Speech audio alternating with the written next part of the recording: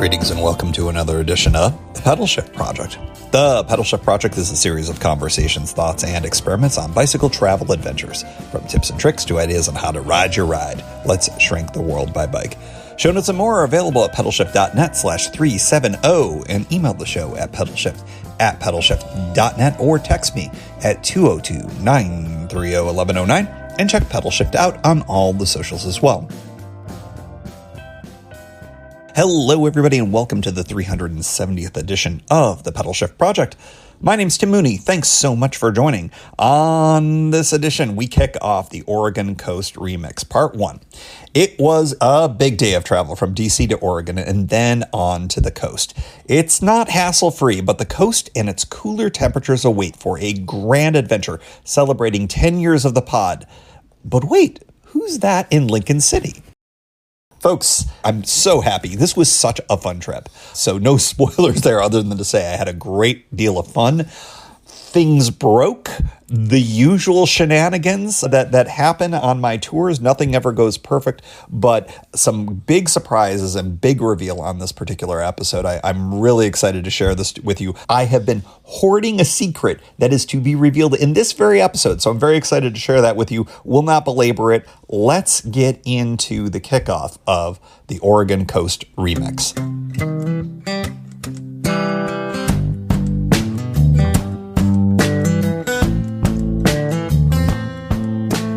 Good evening from Washington, D.C. I am packed. I have the bike all sealed up and ready to go. That was an interesting thing. The bike shop they're patting themselves on the back, and I do not begrudge them of this, but they were like, we made the shortest possible run on all of the new cables, and they were just like, pat, and it made for a much more difficult time taking the handlebars off. So one thing I would mention, if you're ever getting work done on your bike, is to note to the folks who are doing any of that work that having some reasonable amount of run on those cables so that you can take off your handlebars to pack for shipping in a bike bag or box or whatever, it's a good thing. I would have done that if I could have. I have learned, and now I'm going to do that in the future. So hopefully when I put it back together, it won't be such a big deal. I was originally supposed to leave 2 nights, but I am not. And the reason why is my flight was delayed from very early this morning, East Coast time, because I think my best guess based on the information I get from FlightAware is that my plane had a mechanical issue in Los Angeles. That plane flew to Portland. That plane is now flying here. It's a few hours away from here in D.C.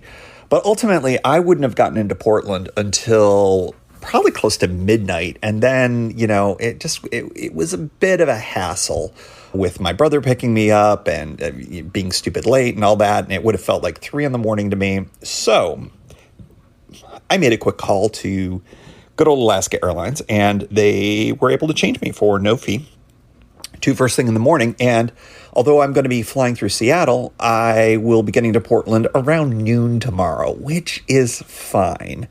It gave me much more time to kind of casually get things together. I get another night here to spend with Kimberly and with Mookie, who is having issues, I think, with the little separation. Aren't you, my buddy?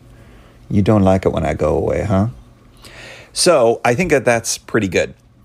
Also ended up having some health stuff with my dad, and I've been able to kind of deal with that remotely, which is good because I otherwise would have been on a plane. And yeah, it's just stuff and things and life, and dealing with all of that while I'm going off on a week-long trip. It's a thing. The other thing, and I think it's worth revealing now here in the first part of this, we are confirmed. Reveal. Mysterious James is joining me on this trip. So I'm very excited about all of that. I don't know if Mysterious James will appear in any episodes, maybe from afar. Maybe we'll sit down. Maybe I'll be able to convince him to sit down and chat. Last time that I was unsuccessful, but we're together for almost a week. So I'm hoping that maybe we'll have a chance to chat. It'll be a good trip. I'm excited. It's like I said in the preview episode, it's the 10th anniversary of the podcast. It's 10 years celebrating my biggest trip of all, and I'm very, very into the whole thing. To recognize it and to look forward with this new trip to maybe kind of acknowledge the trips of the past and the trips of the future and all that. I think that my setup, what I'm bringing, is still on the heavy side. It's fully loaded. Interestingly, the new bag that's going to go on the handlebar, it's much bigger than the other event bags. And I realized that it doesn't have the compression element as well. You can squeeze the air out of it. It does have a one-way valve. It'll be interesting to see how it goes. It's very effective. It definitely can kind of squeeze out, so it can get a little bit smaller, but it is a little bulkier. But I'm also carrying a lot in it. So we'll see. I may end up rejiggering things over the course of the first couple of days, but I do feel pretty good about what I'm bringing and how this is going to all go. It's always kind of a hassle when you start packing, especially the bike. The bike is funny. The bag works great, but it just barely fits this bike. And it's always different every time. I always have way more hassle getting the bike into the bag here when I'm first flying. When I'm in Medford, I wouldn't be surprised if it's going to be super easy to get in. It always seems to work that way. I don't know why, but I don't want to think about that because that means that the trip will be over. And I already was sort of like looking at the calendar, and I fly back a week from tomorrow, as I sit here. And I'm already thinking, oh, this trip's already going too fast. And I haven't even left yet. So I'm hoping that I can kind of dispense with all of that and that I end up having a really cool, awesome time. Weather looks good. It looks terrible going there. I mean, it is so hot in D.C. today. It's in the mid-90s. It's going to be in the mid-90s. The heat dome is here, which is no good for flying. So I expect tomorrow will be kind of a little bit of a hassle. Although, since I am leaving in the morning instead of in the afternoon at full heat, maybe, just maybe, things will be much better in terms of the flying experience. So we'll just kind of see how it goes. I was going to be flying out of National Airport here in D.C. with a direct flight to Portland. I think I mentioned I'm going to be connecting. I am also going to be flying out of Dulles Airport, which is more of a hassle for me, but everything at 5 a.m. is going to feel like a hassle no matter where I'm going. So I'm just getting picked up and I'm getting dropped off, and then I'll be at the airport and we'll just kind of go. So that'll be fine. Not much else to share at this point other than the big reveal, of course, with MJ riding with me. But this is a trip that I've been looking forward to for a long time. It's 10 years in the making, perhaps. And the opportunity to get back and cycling the Oregon coast, but doing it differently. I'm already excited. The first night is going to be at a brand new to me campsite. And then I'm realizing every single night it's going to be a brand new to me campsite, except for maybe the last one. And even then, if I'm feeling it, maybe I'll end up doing the new to me campsite too, depending on how frisky I feel about going up large inclines. So we'll see. I think that the prospect of getting out there and maybe struggling a little bit, but just being outside and cycling again, it's been a long spring for me, and I'm really looking forward to maybe getting more active and being able to do more of this. For you, I just finished my C&O ride, but for me, it's been more than a few weeks, and I really haven't been out there, and so I'm excited for more of that. I'm also excited because I'm, kind of looking ahead to later this summer. I've got another adventure planned, and then I've got another adventure planned for the fall. And having a bike be an important part of that is just so huge. I think that things are looking up in that sense. So, in any event, I am going to enjoy another fun evening here. Maybe go out to dinner, doing a little bit of laundry, stuffing a couple of extra things in bags as I finish things off here. And early to bed tonight for a stupid early wake up tomorrow. I'll be waking up probably around 4:30, 4:45 for a 5 a.m., 5:10 pickup. Probably 4:45 because I think my pickup is at 5:10 in the morning. And then maybe I'm hoping I'm not going to drink any coffee. I'm just going to sleep on the plane. So you may not hear from me. I don't know. When will you hear from me next? Will it be at the airport? which airport? You may not hear from me until Seattle. So we'll just have to see. I'm just looking at my bags going, all right, we're good to go. And adventure awaits. And, messaging with the MJ just a few minutes ago, I'm like, yeah, this is happening. And just to be able to go once we kind of meet at that campsite, sitting there, maybe over a couple of beers, just kind of hanging out with our tents up and everything. It's just so nice to know that that's going to be happening in about 48 hours from now. So that's awesome. All right. I am going to be talking to you from someplace, likely an airport, right about now. From the Portland MAX station. So yeah, if you were thinking Portland, you won. It was a crazy morning. The airport at IAD Dulles was just crazy busy at like 5:15 in the morning. And the reason was there were flights canceled last night on Alaska. There was one missing plane of all the flights coming back west. So a lot of rejuggling and full flights, craziness. When you rebook, maybe it was just this one instance, but for me at least, rebooking required me to actually get in the long line to be able to check bags rather than to just be able to print out bag tags like I normally do. And that was a process. But everything came through Seattle, came through to here, no problem. Yeah, I think the bike is completely unscathed. I took my time rebuilding it here at the airport. I'm going to be hopping two times, the red line and then the green line, get down to 82nd and Foster, and that's a quicker ride to my brother's place than just riding from here. I could just ride from here, but I'm not 100% sure that this bike is like perfectly put together. There's always little tweaks that need to happen to fenders especially, but also to brakes and things like that. I think it's all right, but I'll certainly be better off with a short ride rather than a long ride. Not loving the setup as much as I thought I would, but I felt a little rushed putting it together. I think I'll do better tomorrow for the ride to the train station, but I'll also have to kind of rejigger these fenders. There are times when I'm just sort of like, are fenders really worth it when you're doing a ride like this where there's very low chance of rain? Yeah, I don't know. One of these days I may reconsider fenders, but then of course the day I have rain, I'm always loving having them. All right, I have just a few minutes. I've got 8 minutes, so I can talk a little bit more about the day. I thought it went all right. I'm really tired. I'm not sure if riding or going this morning was the right move or not, just from an energy perspective. I thought, oh wow, I'll get there really early. Well, it's like 2:30 almost right now Pacific, and I've been going at it all day, and there's just not a ton of a day left. So I think ultimately, if I were to do it all over again, I think I would have gone for the late flight and arrival late. I think I was thinking a little bit too much about kind of the impact at Kevin's place, but the dog will go back to sleep. I think next time I would just do the late flight. I just feel more rushed. I think I spent some of my buffer time last night in D.C., thought that was the right choice, and it just doesn't feel like that right now. But that's all right.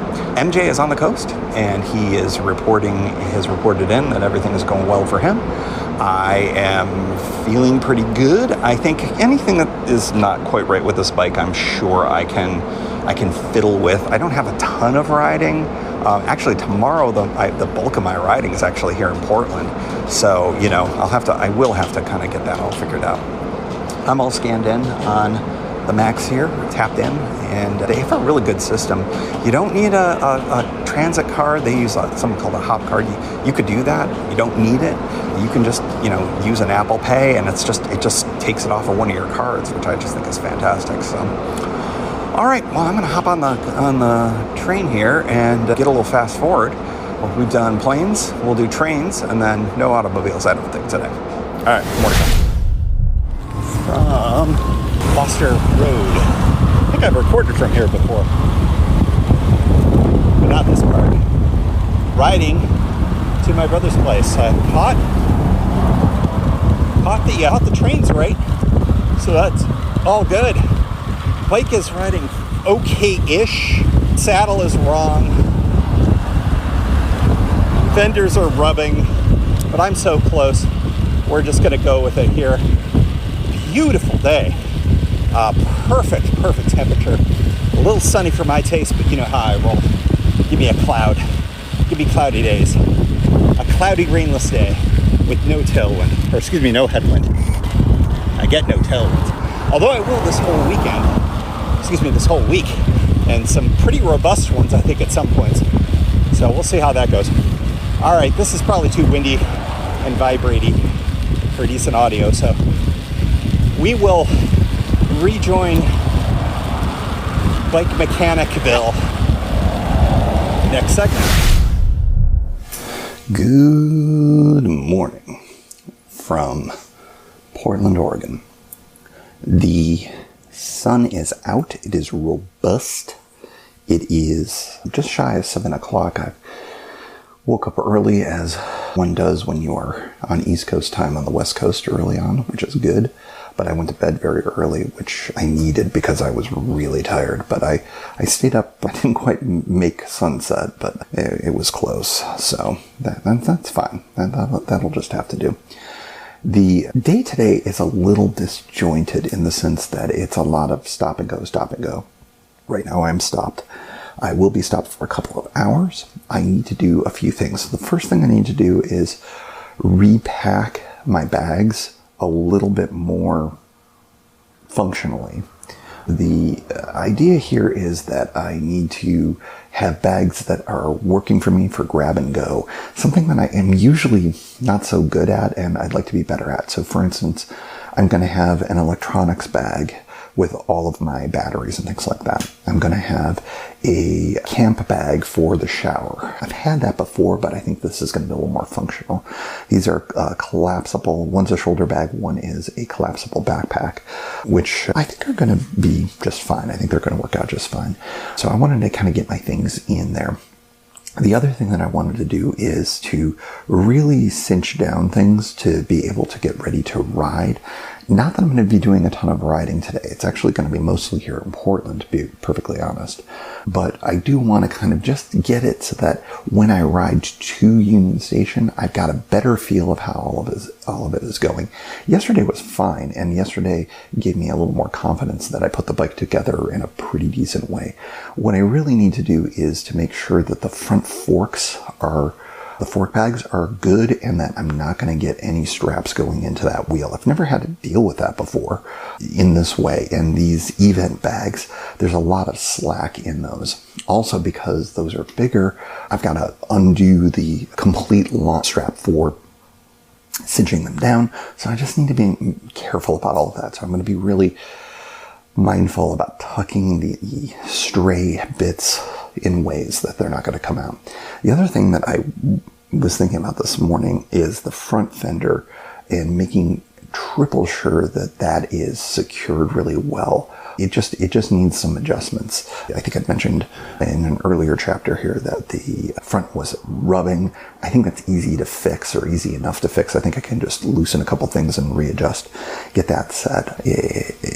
I just like little tweaks to give myself a little bit more confidence. I think I might even consider readjusting my brakes a little bit. I had to loosen them up quite a bit so that the squeeze is a longer squeeze. I think I can readjust those a little bit more, especially once I get the fenders kind of a little bit more dialed in. I suspect this is going to be a process over the next day or so. Again, I'm not riding terribly far today. It's a familiar ride, of course, to Union Station, but it's a solid 40-minute ride. So it'll be good for kind of shaking some things out. Oh, the saddle, of course, I have to readjust. It's way too low. It's funny, they always say you should mark your saddle. And for this bike, I so rarely need to adjust it. I just never have. And if I have, the marking has long gone away. So I should think about that before I leave for trips, I think. Pro tip there, right? Trying to think what else is going on this morning. Got a shower in. That's all good. So, I'm also kind of running through how my day is going to be once I get out to the coast. I do have a second bus I need to grab. And I realized that I just don't have the time that I would like to go to Pacific City riding. I just don't have the time.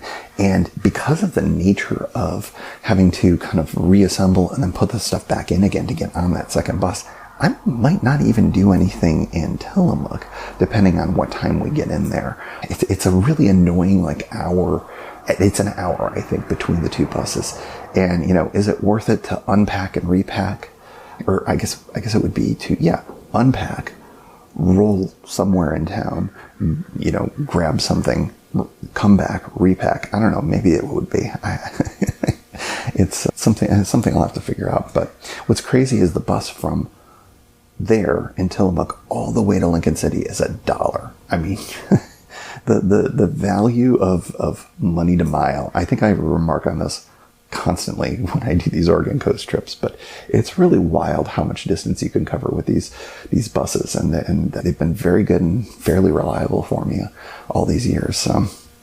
All right, if you notice, I'm keeping my voice down. I'm behind a closed door, but there's still my brother is up, I think, working as he does at this hour. But my nephew is asleep. If those of you who were at the live show, you've met him.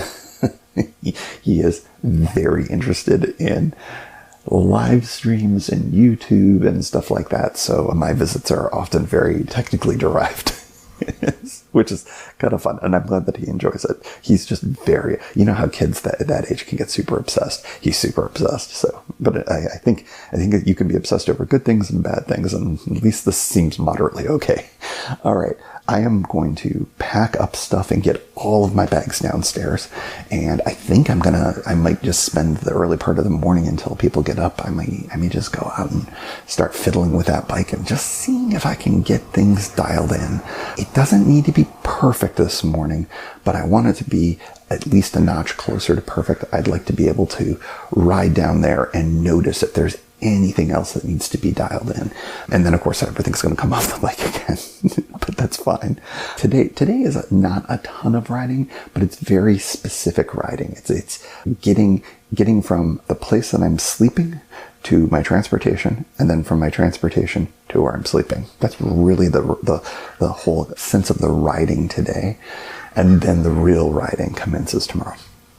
I did talk to Mysterious James over messaging, and he was in Tillamook last I talked to him, and he was getting supplies going up to Cape Lookout for tonight. I suspect he's up and awake now, and he's probably going to have a very leisurely ride from Cape Lookout to Lincoln City. It's a pretty, I'm trying to think what the mileage would be on that. It's actually a fairly full riding day for him. So he'll have gotten in 2 typical mileage riding days before we meet up. And then our mileage is going to be, I would say, typically sized minus a little bit. I think I've mentioned this in the preview episode. Most of the days are not what I would call full classic 60 to 65 mile days.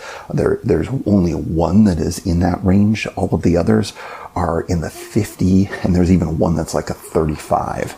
So, this is a much more chill ride. This is much more about kind of enjoying what the coast has to offer, and I'm really excited about that. I also think that just given what I perceive my fitness levels to be, that I'm just going to be slower too. And I hope that it's enjoyably slow, not, oh my God, I want to die slow. But I have the confidence of the ride out of the valley to my cabin, which has only been a mere matter of weeks for you, but it's been a little bit more time for me. Okay, let's get packing. From Southeast Portland.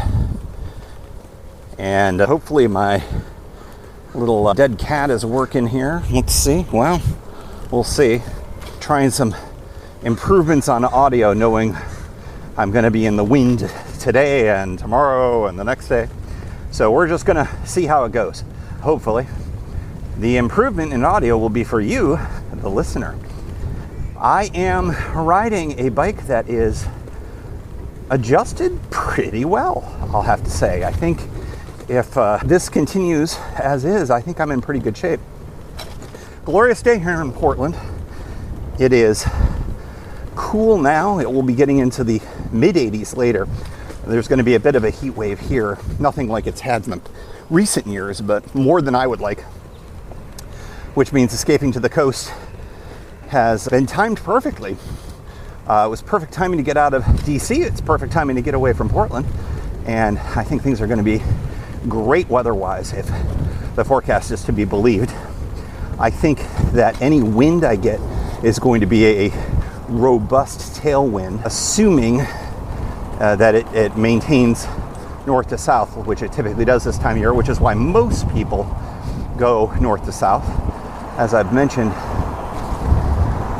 I've seen more northbounders, more nobos than I've ever seen in recent years. It's kind of interesting. I guess you kind of go the direction you need to go in. But today, this morning, still morning, I am going to be headed to Union Station, as I've mentioned. The ride is pretty easy. We'll be on a busy road here, Southeast Foster Boulevard, main diagonal thoroughfare. But it, like many of the busier roads in Portland, they are well bike laned. I think, unfortunately, I should have taken the invitation that I was just given to basically make my left. It is funny, I'm not used to motor vehicles giving me more yields. I didn't even give a left turn signal. I was just gonna kind of crawl up as I made my left, but they assumed I was making a left and paused on me. So always have to get used to a more bike-friendly city. Although I will say, I think DC has done very well for itself in the years since I moved there from here. All right, let's see here. So I had mentioned it's about 36 minute ride, about 4 miles, it's saying. I don't think that's correct. My little phone strap was blocking. It is going to be 6.4 miles. So it's a not insignificant ride, but across the town for most part. As I mentioned before, the neighborhood my brother used to live in, it was probably about 2/3 as long, so it was a much quicker one. But I'm going to be getting there with plenty of time, which is my usual thing. And every time I go, I sit there for a while, just minding my bike and packing up stuff. And I always say, I don't need to get here so early. I still always go very early. So that's fine. This is the one way to the coast that is inexpensive and reliable. And I definitely like to be on that bus. Today is holiday for some, Juneteenth. It is, I actually do have this off from work. I did take, I took more than just my time off. I listened to my prior podcasts and decided to make sure I had more time on the front and back end, which is fantastic. And that's just making for a much more relaxed setup. I realized at the moment that I did not put a strap around my right pant leg, which I really need to do, but I don't feel like stopping to do it.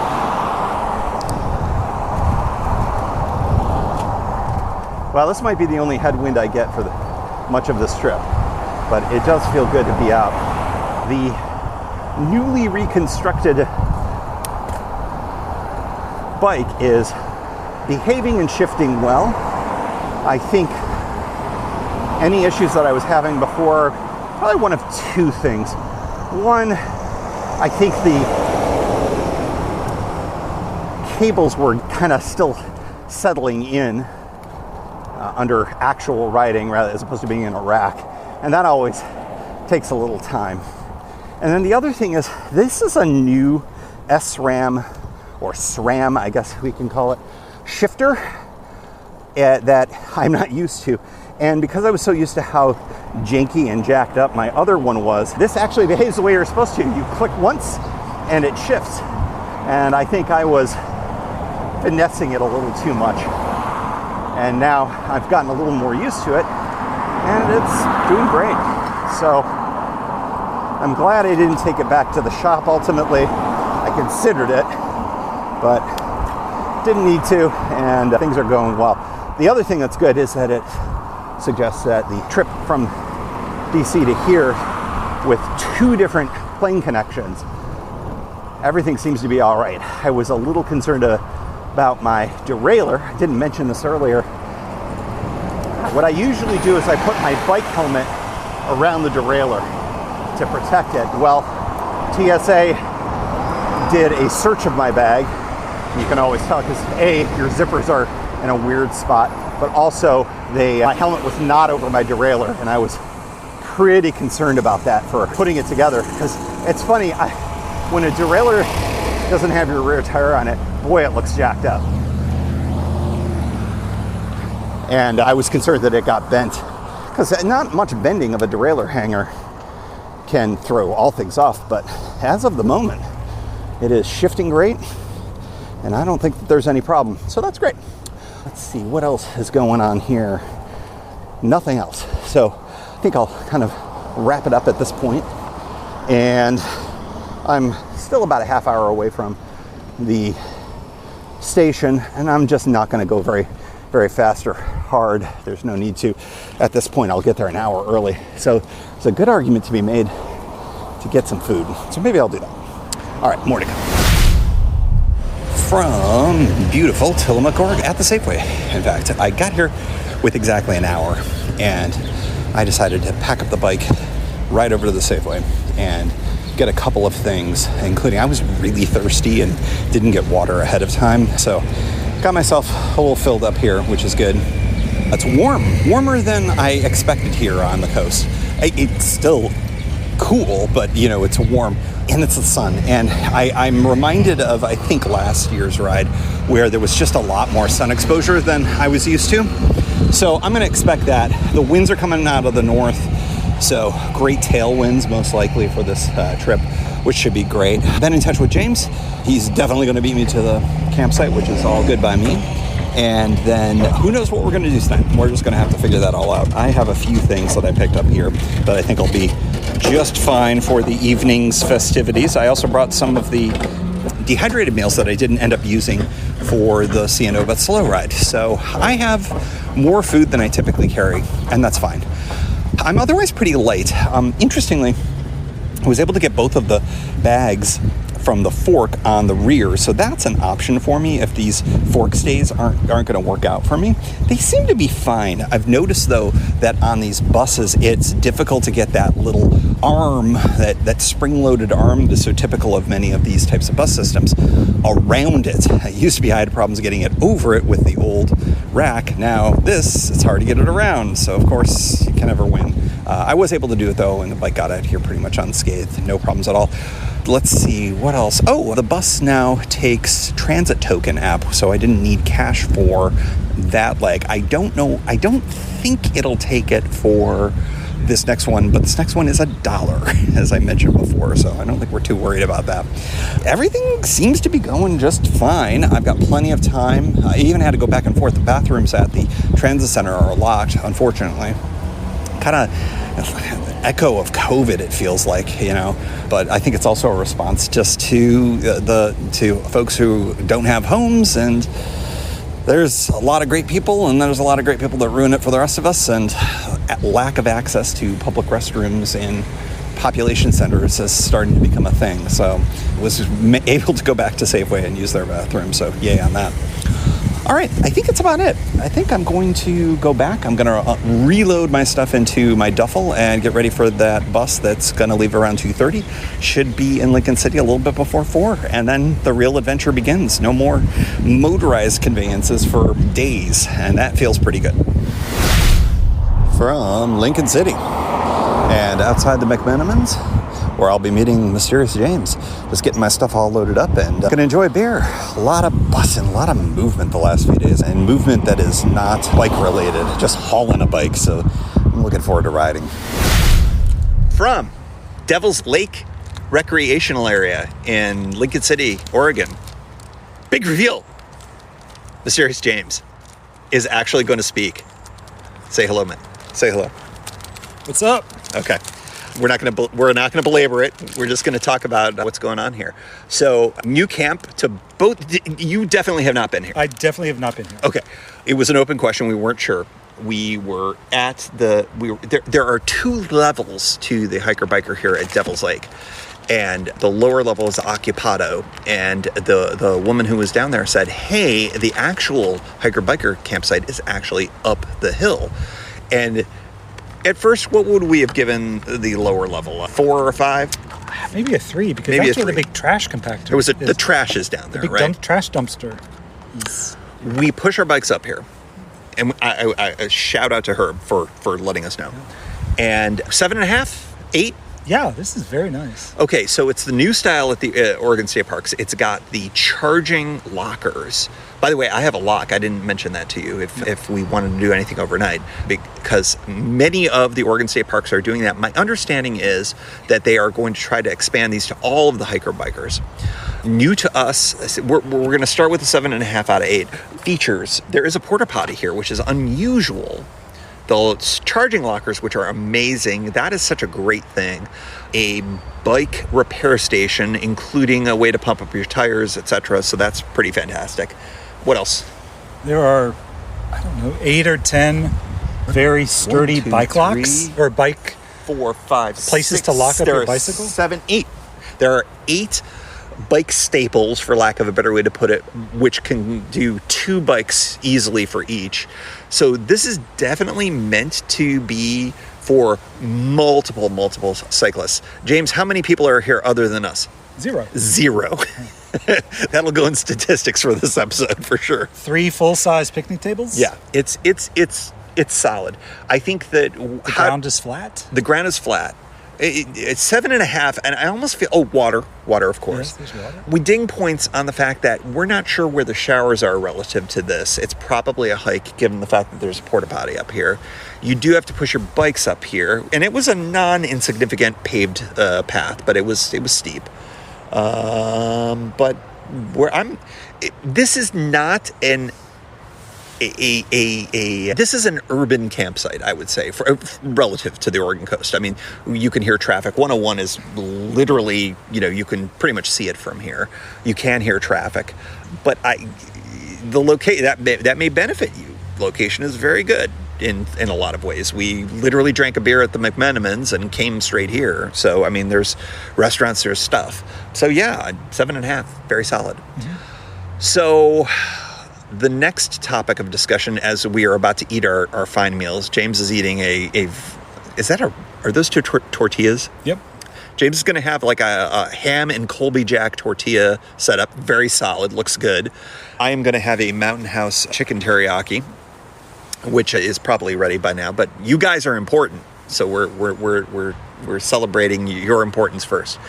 Tomorrow, I think, is interesting because we're going to end up at Beachside State Park or State Recreation Area. I can't remember which one it is. We're probably going to end up going through, we know we're going through beautiful Newport, Oregon. There are plenty of places to get a drink there. That's a good stop for lunch. I think that's kind of, we've talked that through. Rogue's got a distillery. Rogue's got a brewery. I think they've got good food there. I think James is like, yeah, I'm done. It's going to happen. It's going to happen. So I think that's sort of where we're at for day 2 of the TikTok. It'll be like we go out here. We usually ride separately. And then we'll kind of like figure out places to meet. So we'll probably look at a map and figure that out later. But James, you should talk a little bit about where you stayed last night and how because have you camped 2 nights or just 1 night? Just 1 night. Okay. Everything that we are doing from this point on is new to us for you, the podcast listener. But last night, James stayed at arguably the number 1 or number 2 best campsite on the Oregon coast. Which one was it? Cape Lookout. Cape Lookout. Yeah. It's glorious. Yeah, absolutely beautiful spot. How many people were in the camp other than you? 0. 0. Which is very surprising. The campsite was full to regular campers, but there were no other hiker-bikers. And there were probably like individual campsites for maybe 20. And It's got to be 20. Yeah, I was the only one there. And it's a beautiful spot. And if you remember back to last year, I was there and I had effectively the same thing. I think there were a couple of people in camp, but there was no socialization. And James, this is different than our experience. Very different. We have, now this goes back because this is the 10th anniversary tour here, right? You know, the celebration of my Pacific Coast ride, which you did 2 years prior. But like, we were used to running into people like a lot. It's like a rolling party. Yes. And like, not like, you know, crazy party, but like you would ride with people and you would end up hanging with them for days at a time. If you remember back, go listen back to my OG ride from 10 years ago, you know, especially at the end there, I hung out with the League of Nations crew for that bit. And you've been in touch with some folks here in Oregon, I know, for years based on past rides. So yep. Yeah, I made several very good friends just meeting up on the road. Yeah. And so I don't know what's going on. It could be bad luck of the draw, but you know, since COVID in particular, I was expecting there to be a major rebound. It seemed like cycling was a big thing. It seemed like this was a thing. And James, you had a theory over the beer. Yeah, I mean, I don't know how valid it is, but I think that just the popularity of bike packing, mainly, you know, off-road or gravel touring or bikepacking may have attracted a lot of new people, and so they may be on unpaved routes. I think that's a very valid theory. So I don't know. Those of you who listen to the show, maybe you have some thoughts on that. But you know, I come here pretty much every year, and it's just weird. Especially, you know, the state of Oregon assumes that this campsite, presumably in summer, would have tons and tons of people. And granted, it is, what time is it? It is 6:42. You would expect people to be in camp by now. But the sun doesn't set for another 2.5 hours, so maybe we'll get more people. But and this place can easily accommodate probably a dozen tents. I would think if I were living in the Willamette Valley and I wanted to do a weekend adventure, this would be an amazing place to do it, because you can get here by bus super easy, and you can kind of just do adventures and stay in these hiker-biker campsites. I'm just not sure if it's happening. You know, but we're midweek, or early week, actually, I should say. Actually, no, we are midweek. It's a Wednesday, so yeah. Maybe we'll run into more people by the weekend, but by the weekend, we're going to be way further south and we're further away from population centers, so who knows? We'll see. Any final thoughts as we close out the evening? No, until tomorrow. Oh, I know. They make chocolatinis in cans, and I'm going to say they're delightful. Quite tasty. I can't buy those at my Safeway in D.C., but I can buy them in Oregon. And James and I have decided... Check your bag. Check bag full of canned chocolatinis. Lord. All right. Well, we have dinner to eat, so we're going to bid you a good night here at the end of... I don't know if this is day 0 or day 1, whatever. There are multiple parts in this episode. I'm not going to call them days, but this is the first camping night here from the 7.5 for now ranked Devil's Lake campground in Lincoln City, and looking forward to about 50 miles of riding tomorrow, going through Newport, ended up at Beachside. Should be glorious. Should be glorious. Statistics. Miles biked. I think 2.5. It might have been more. Not 100% sure. Bike tourists in camp. 0. Remember that one. Wine-based chocolatinis purchased. 2. Mysterious Jameses encountered. 1. Flats. 0. And as always, we like to close out the show with a special shout out to the Pedal Shift Society. Because of support from listeners like you, Pedal Shift is a weekly bicycle touring podcast with a global community. Expanding into live shows and covering new tours. If you like what you hear, you can support the show for $5, $2, or even $1 a month. And there's one-shot and annual options if you're not into the small monthly thing. Check it all out at pedalshift.net/society. On to the society.